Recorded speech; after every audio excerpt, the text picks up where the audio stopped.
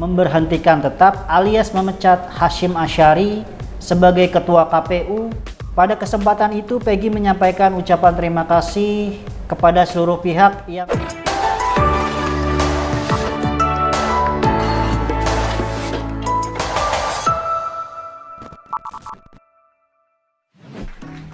Halo Sobat Negeriku, jumpa lagi di reactionjepang.com. Ada cerita di balik berita. Bersama gue Anam, gue akan membawakan 5 berita terpopuler sepekan ini. Beritanya ada dari hukum, politik, asusila, sampai kabar terbaru soal P3K. Kita awali langsung dari berita kelima, kabar soal hukum yang belum lama ini sempat menjadi tanda tanya. Beritanya berjudul Pembakar Rumah Wartawan di Karo ditangkap polisi. Pangdam 1 Bukit Barisan berkata begini. Komando Daerah Militer 1 Bukit Barisan mendukung penuh Polda Sumut mengungkap kasus pembakaran rumah wartawan Riko Sempurna Pasaribu yang berada di Kabupaten Karo. Dukungan itu disampaikan Panglima Kodam Maijen TNI Muhammad Hasan saat menghadiri rilis kasus di Kabanjahe, Sumatera Utara. Pada kesempatan ini, kami hadir di sini memberikan dukungan penuh, ujar Maijen Hasan. Yes, yes, yes, yes. Kabar terkait pembakaran rumah wartawan yang terjadi belum lama ini mendapat atensi selain dari aparat terkait, juga dapat perhatian dari Sobat Negeriku yang datang dari akun bernama Om Burhan. Om Burhan mengatakan pelaku yang ditangkap adalah eksekutor. Lalu siapa makhluk yang membayar para pelaku untuk membakar rumah wartawan itu? Hayo polisi, jangan setengah-setengah kerjanya ya. Komentar juga datang dari akun bernama Didi Frido. Satu keluarga meninggal loh, tolong ditangkap sampai akar-akarnya Pak Polisi. Mari kita kawal dan kita dukung aparat terkait untuk mengungkap kasus pembakaran yang mengakibatkan korban jiwa ini sampai terungkap siapa dalang oknum utamanya. Lanjut ke berita keempat. Beritanya masih terkait soal kasus hukum yang belum lama ini mendapat atensi beberapa kalangan. Beritanya berjudul Mbak CAT korban asusila Ketua KPU Hasyim Asyari buka suara. Begini kalimatnya. Korban asusila Ketua KPU Hasyim Asyari berinisial CAT mengapresiasi putusan Dewan Kehormatan Penyelenggara Pemilu atau DKPP yang memecat Ketua Lembaga Penyelenggara Pemilu itu. DKPP sebelumnya memutuskan memberhentikan tetap alias memecat Hasyim Asyari sebagai Ketua KPU lantaran terbukti melakukan tindakan asusila terhadap CAT yang merupakan anggota PPLN Den Haag, Belanda. Kabar terkait asusila yang dilakukan oleh Ketua KPU Hasyim Asyari ini mengundang komentar kritis dari para Sobat Negeriku dan sejumlah netizen. Komentar datang dari akun bernama Eka Putra. Ini namanya bukan korban asusila karena dia membuat persyaratan untuk mendapatkan imbalan saat menjalin hubungan dengan Ketua KPU. Dia hanya korban penipuan Hasyim Asyari. Ingat, bukan korban asusila. Dia sama rakusnya. Berita asusila ini juga dikomentari oleh akun bernama Riani. Dia kepalang senang sama janji Hasyim, lalu karena tak terpenuhi baru deh nuntut. Laki-laki gatel ketemu sama perempuan yang begini. Buka lebar ya gini deh jadinya. Perempuannya juga mau dijadikan simpanan. Padahal kelihatannya perempuan pintar, tetapi ternyata mau juga dibodohi pria beristri anak 3. Tanggapan saya pribadi terkait kasus asusila yang dilakukan oleh Ketua KPU ini sungguh sangat di luar nalar dan tidak patut untuk ditiru. Selayaknya kasus ini bisa lanjut ke jalur hukum untuk dibuka selebar-lebarnya siapa yang salah. Masih di reactionjepang.com, kita lanjut ke berita urutan ketiga. Beritanya datang terkait politik. Berjudul Bertemu Kaisang, Habib Abu singgung survei hingga ngeri bos. Ketua Umum Partai Solidaritas Indonesia atau PSI Kaisang Pangarep mendatangi kantor DPP PKS Jakarta Selatan pada Senin lalu. Kedatangan Kaisang itu disebut untuk bersilaturahmi dengan partai berkelir orange itu. Pantauan JPNN, Kaisang tiba sekitar pukul 16 waktu Indonesia Barat, didampingi oleh Waketum PSI Andi Budiman, anggota Dewan Pembina Isyana Bagus Oka, hingga Jubir Sheryl Tanzil. Dalam keterangannya, Kaisang menyebut silaturahmi tidak boleh putus, termasuk dengan PKS. Silaturahmi tidak boleh putus, kami datang memenuhi undangan Presiden PKS, ujar Kaisang. Kabar terkait datangnya Kaisang Pangarep ke kantor DPP PKS ini dikomentari oleh akun bernama Gugun Saidi. Wah, anaknya bapak mau minta dukungan PKS. Buzzer-buzzer dan pendukungnya gimana?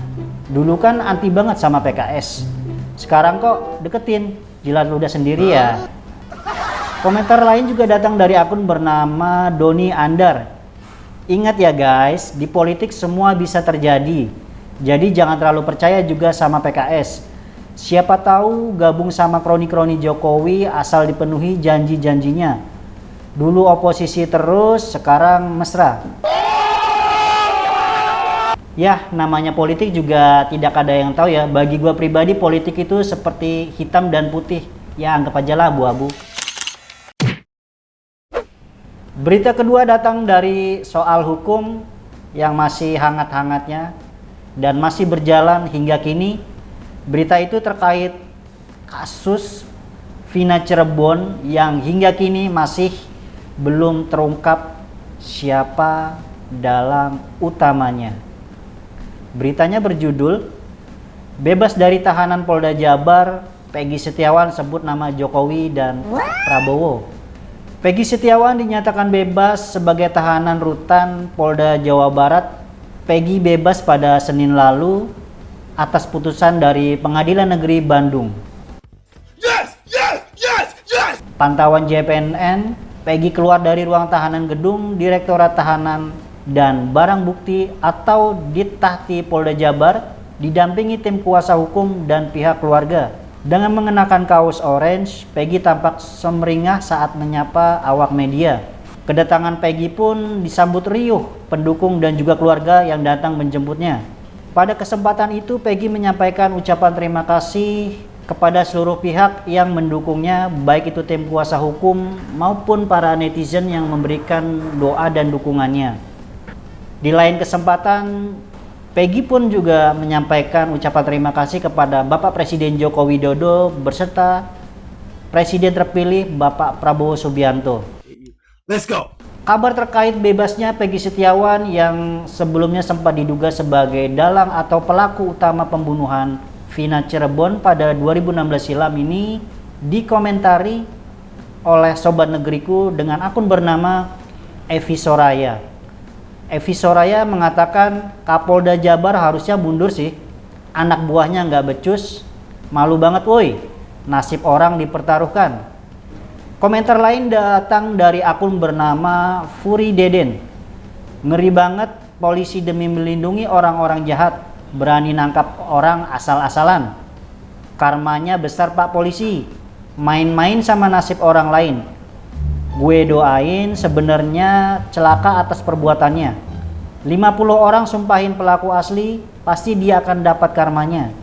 Tanggapan gue pribadi terkait bebasnya Peggy Setiawan ini semoga membuka lembaran baru untuk mengungkap siapa dalang ataupun aktor utama dari pembunuhan Vina dan juga almarhum Eki.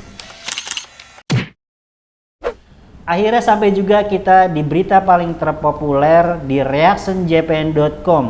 Kabar berita itu terkait P3K. Penasaran ya? Yuk kita simak. Berita itu berjudul Tenggat Honorer Jadi P3K Molor 2025 Bukan Kabar Mengejutkan. Ketua Umum Persatuan Pegawai Pemerintah dengan Perjanjian Kerja Teten Nur Jamil menyampaikan kabar terbaru terkait nasib para honorer yang ingin segera diangkat menjadi P3K. Teten Nur Jamil mengabarkan bahwa tenggat waktu penuntasan pengangkatan honorer jadi P3K paling lambat pada tahun 2025. Honorer termasuk tenaga kependidikan, tenaga kesehatan, dan tenaga teknis lainnya segera diselesaikan pemerintah untuk diangkat ASN P3K tahun 2024 dan paling lambat tahun 2025, ujar Teten. Kabar terbaru terkait P3K ini mengundang komentar dari sejumlah akun. Salah satunya akun bernama Cynthia Kala. Cynthia Kala mengatakan, sudah biasa diginiin sama pemerintah, nanti ujung-ujungnya di ghosting. Semoga saja kabar terbaru ini bukanlah sebuah kabar ghosting atau halu. Mari kita berdoa bersama-sama ya. Komentar lain datang juga dari akun bernama Saiful Ahmad yang mengatakan, mohon bersabar ya guys, pilpresnya dah kelar, jadi si pemberi janji nggak mau pusing ngurusin honorer. Sengaja dipindah ke tahun depan biar orang lain yang ngurusin, hahaha. Lagu lama. Kabar terkait P3K ini semoga menjadi penyemangat baru buat para calon P3K untuk tetap semangat menunggu hingga tahun depan. Tetap semangat ya. Itu dia 5 berita terpopuler di reactionjapan.com pada pekan ini.